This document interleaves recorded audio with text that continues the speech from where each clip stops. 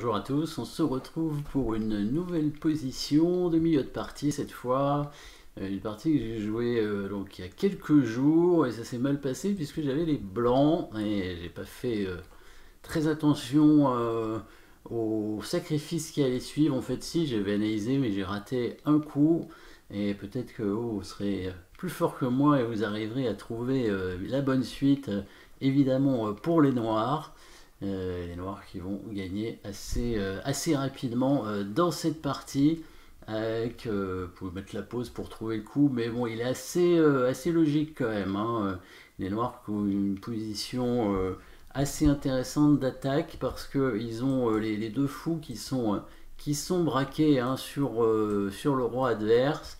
Le cavalier qui peut arriver assez rapidement aussi, hein, la fameuse case Kasparov qui me faisait assez peur, hein, dans la partie ici. Et il vient de mettre sa dame en batterie avec le fou, hein. C'était pour une raison et il fallait l'empêcher, hein. Donc il fallait en fait tout simplement ramener le fou pour défendre, hein. Vous avez bien compris que le bon coup pour les noirs, c'est le sacrifice de fou sur ce pion en H3.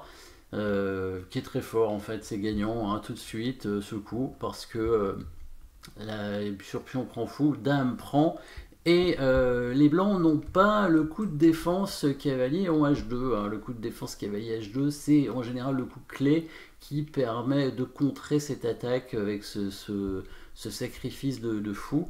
Et il y a le fou en B8 qui contrôle, hein. Du coup j'avais prévu de prendre le cavalier, hein, c'est ce qui s'est passé dans la partie pour éliminer au moins une pièce d'attaque, donc il reprend avec le pion, et là j'avais prévu d'éliminer les tours, sauf que j'ai oublié un petit détail, évidemment.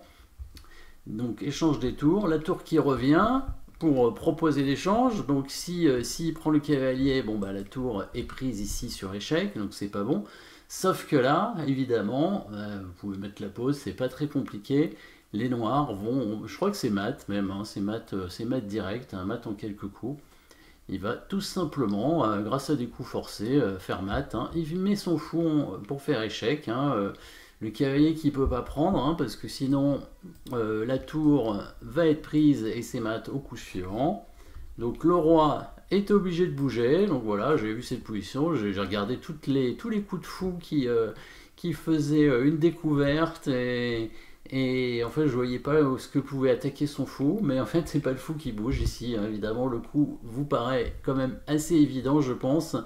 Ouais, c'était évident, hein, dans la position, c'est sûr que bon là, après, dame prend cavalier, échec, voilà. Petit détail qui change absolument tout dans la partie, c'est que là, comme il fait échec, évidemment, on n'a pas le temps de prendre la tour ici. Et oui. Du coup, bah là, roi prend fou, obligé, et tour prend tour, et ce sera mat, pratiquement au coup suivant. Oui, au coup suivant, en fait, hein, on peut même plus l'éviter. On peut peut-être donner la dame pour retarder d'un coup, mais c'est tout. Voilà.